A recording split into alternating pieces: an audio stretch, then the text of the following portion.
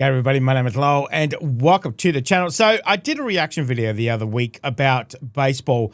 This one is going to be how good was Babe Ruth actually?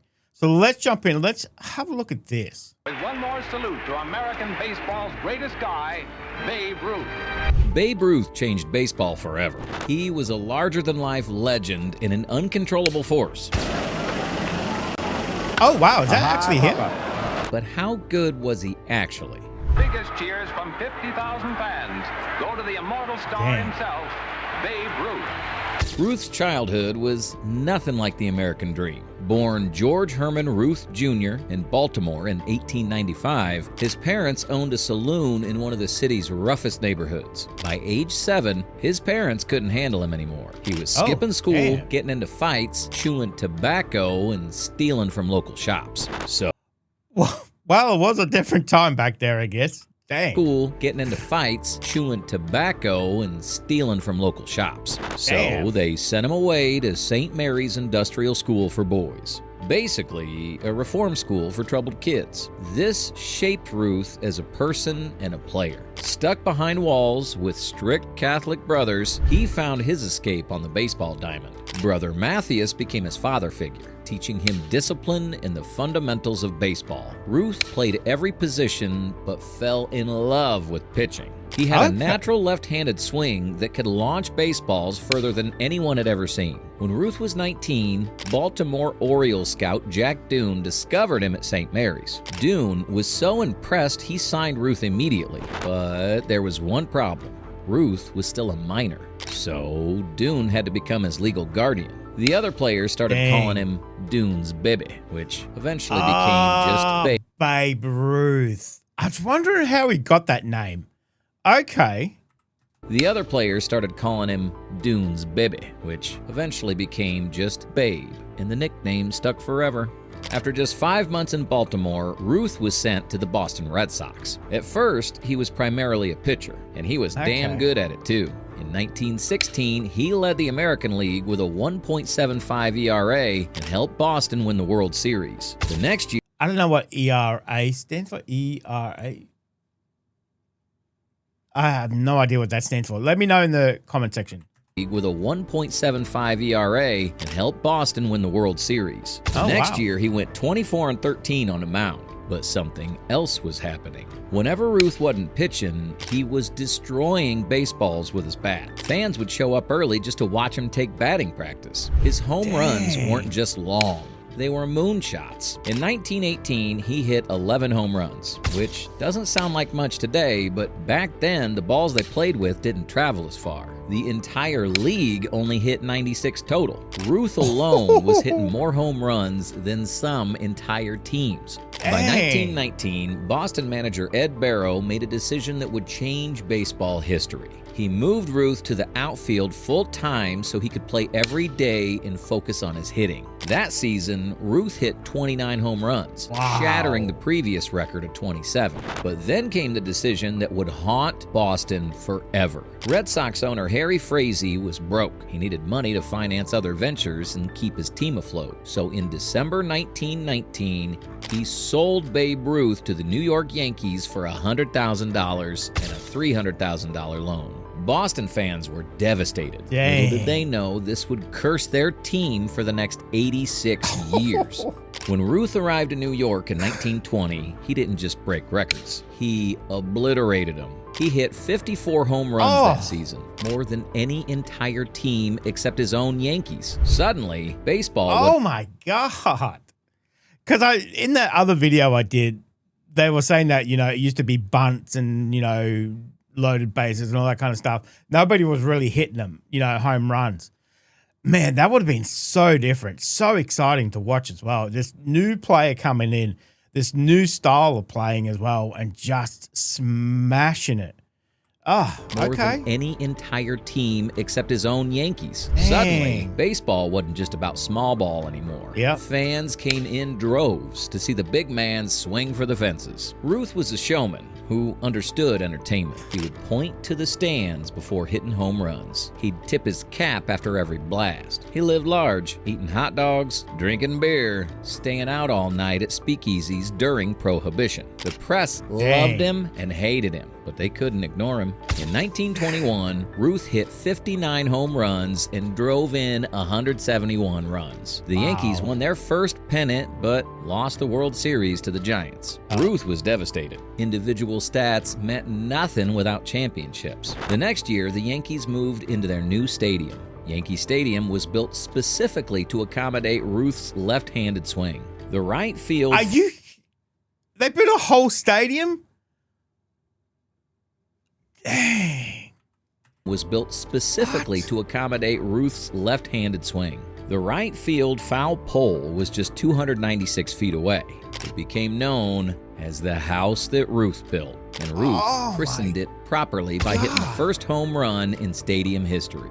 From 1920 to 1934, Ruth dominated baseball like no player before or since. In 1927, he hit 60 home runs, a record that stood for 34 years. That Yankees team is still considered the greatest of all time. They won 110 games and swept the World Series. But Ruth wasn't just about power. His career batting average was .342. He led the league in walks 11 times because pitchers were terrified to throw him strikes. When they did challenge him, he made them pay. Ruth's impact went beyond statistics. He saved baseball after the Black Sox scandal. When fans lost faith in the game's integrity, Ruth...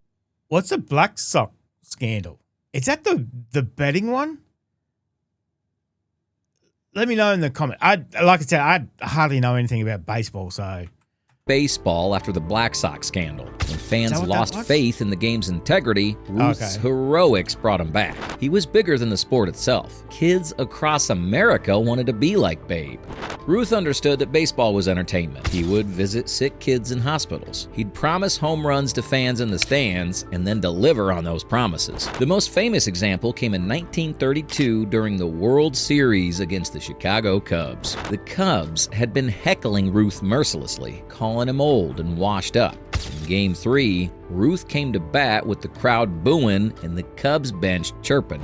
Ruth pointed towards center field, then proceeded to launch the next pitch exactly where he'd pointed. The called shot became the stuff of legends. Whether he actually called it or not didn't matter. People wanted to believe. Ruth had that kind of magic about him. He could make the impossible seem routine. By 1934, Ruth's skills were clearly diminishing, but his ego hadn't shrunk at all. He wanted to manage the Yankees, but they had no interest in him as a skipper. So Ruth signed with the Boston Braves, hoping to eventually become their manager.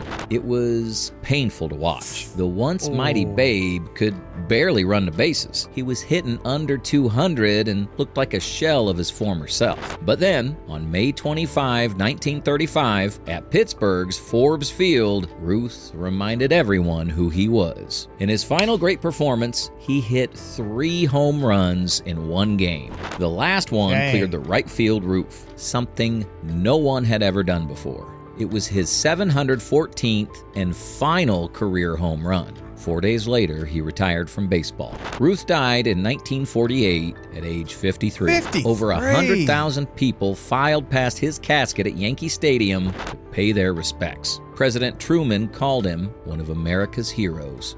Babe Ruth didn't just play baseball. He transformed it from the small ball sport into the power game we know today. He proved that fans wanted to see home runs, not bunts and stolen bases. His 714 career home runs stood as the record for 39 years until Hank Aaron broke it in 1974. But here's the crazy part. Aaron needed over 3,000 more at-bats to surpass Ruth's total. Ruth averaged a home run every 11.8 at-bats. Aaron won every 16.4 at-bats. Even today, only the controversial Barry Bonds has a better home run rate among players with 500-plus career homers. Ruth's single-season record of 60 home runs, that lasted 34 years until Roger Maris hit 61 in 1961. But Maris needed 162 games to do it. Ruth did it in 154 games. When Mark McGwire and Sammy Sosa were chasing 70 home runs in the late 90s, they were chasing Ruth's ghost, not just Maris's record. Some of Ruth's records seem untouchable even today. His 1.164 career OPS, still the best all time. His 2,062 career walks, he held that record for 43 years. He led the American League in slugging percentage 13 times. No one else has done it more than 7 times. But here's what's really insane. Ruth's 1927 season might be the greatest individual season in baseball history.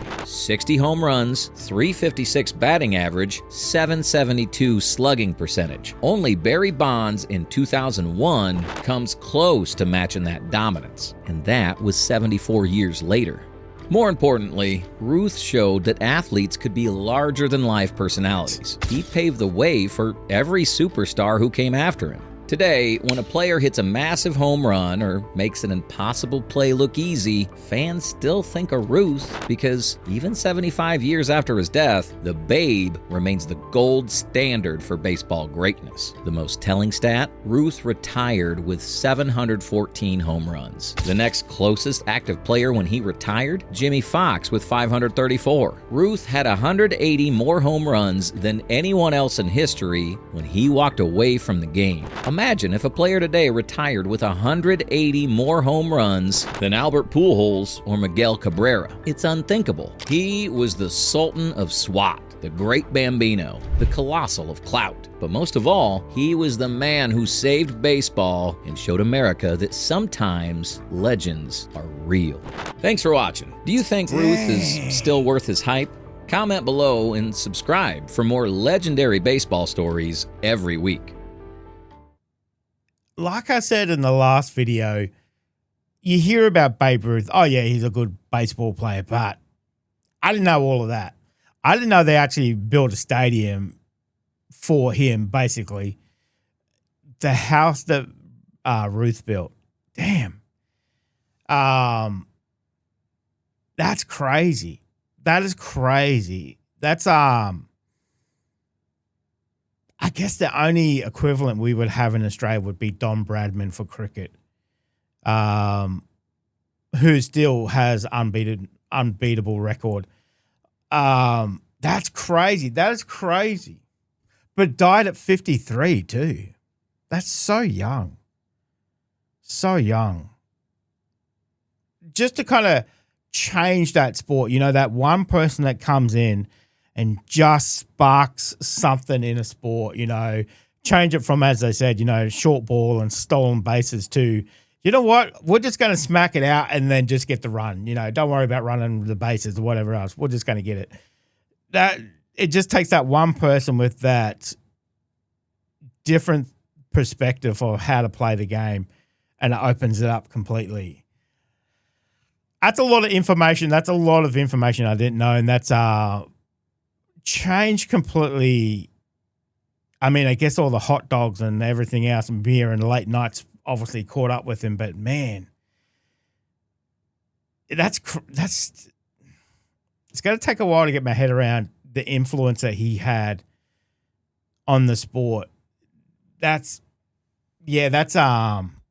very, very interesting. Very interesting. I didn't know he had that much influence. Wow. 714 home runs. That's a crazy amount. Dang. Yeah, I didn't know. I didn't know. I've heard of him. You know, he's been depicted in movies and stuff like that, and it's just like, oh yeah, Babe Ruth, you know. But man, okay, that kind of puts a completely different shine on, in my mind, who he was. That was very interesting. Very, very interesting. Let me know if you enjoyed that. Thank you very much for joining me today. Make sure you stay safe and I'll definitely see in the next reaction video.